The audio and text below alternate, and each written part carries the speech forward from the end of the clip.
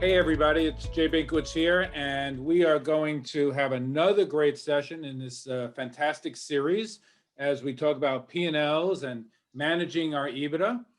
We're joined today by Dr. Ron Mika and Patty Warren, who are going to help us learn quite a bit about how to impact our EBITDA, how to impact those areas that are most important to our business. So today we're going to be covering three areas that influence EBITDA: leveraging revenue analysis to create additional value, and hidden opportunities for better revenue.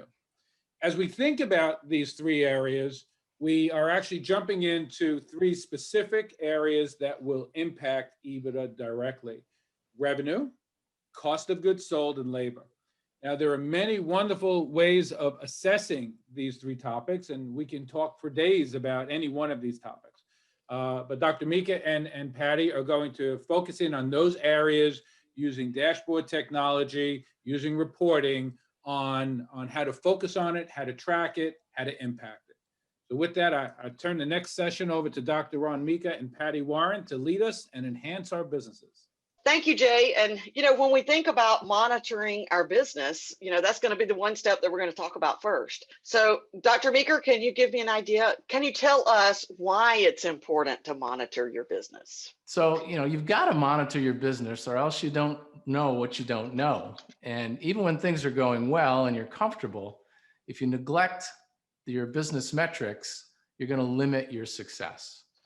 And, we all want to be at some point in our life where our practice is one of the more important investments that we've made, and that it's a key to our success in life. So we really want to build up our EBITDA.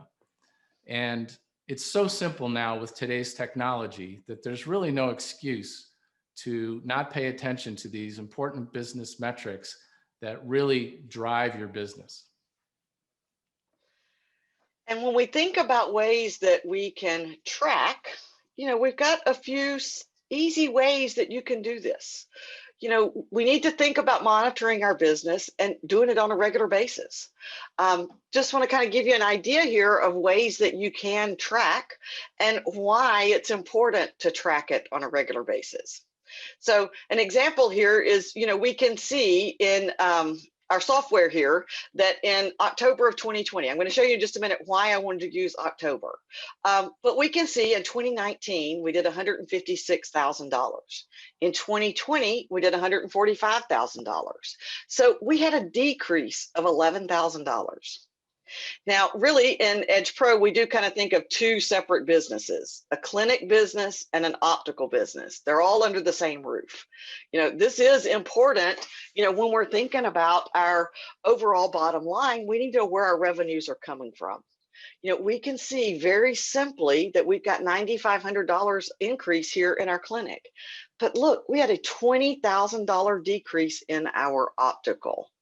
And if you don't look at your numbers on a regular basis, let's just say you only look at your numbers once a quarter. When I flip it to Q4 of last year, we get a totally different picture.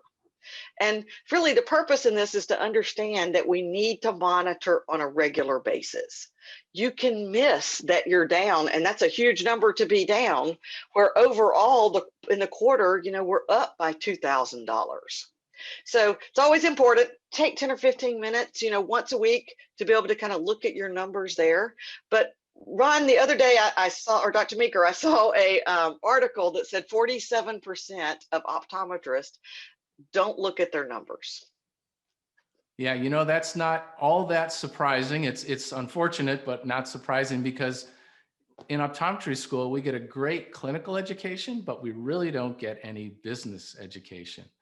And the problem is every practice needs a business leader. And as the owner, the ECP has to take on that role as the business leader. Nobody cares about your business the way that you do. Personally, for me, I was 15 years into practice before I was introduced to business metrics. And it came about because I joined an OD peer group, and we agreed to share our numbers and help each other improve our practices. And it really took me hours to cull the information from my EHR and then enter it into spreadsheets so I could share my data with the others. And now with today's technology, there's no excuse for not doing this on a weekly basis, like you said, because it's so quick, so simple. It's right at your fingertips. And it is really the meat that gives you the opportunity to show your staff where your pros and cons are in the practice and develop a plan to improve your practice. And there was something that you said there when you said show your staff. I think that's a great idea. You really can build a team when everybody's on board. Everybody needs to know the numbers, be transparent. And, when we think about tracking our numbers and putting an action plan together, when you write things down, you're going to do it. And that's really the purpose in an action plan also. And, when I think of an action plan, one of the things is we've got to look at our P&L every month. We need to know, is everything in line? Is our expenses high, or our cost of goods high, or is our revenues low? You need to see this every month. It's going to impact your business if you don't look at it. I mean, look how we showed in this example how, if we didn't watch it in October, we could have been down $20,000. Wouldn't realize it until the end of the year, when things just didn't kind of pan out. But really the questions are, why are we down? And that P&L is going to help you there also. And really, when we think about tracking things or creating an action plan, it's just a few steps. We want to look at that P&L every month. We want to choose some items that can affect our business the most. Which 3 items affect our P&L?